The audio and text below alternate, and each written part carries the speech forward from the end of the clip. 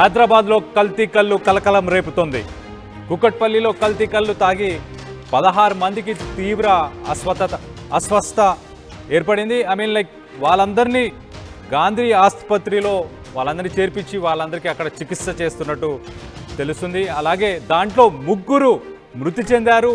దాదాపు 19 మందికి సీరియస్గా ఉంది. దాంట్లో కల్తీ కల్లు ప్రభావంతో 5గురికి కిడ్నీలు ఫెయిల్ అయ్యాయని కూడా తెలుస్తుంది.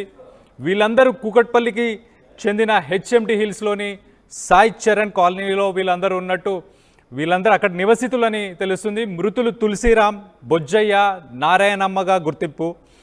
మృతులంతా హెచ్ఎంటి హిల్స్ సాయి చరణ్ కాలనీకి చెందిన నివాసులు.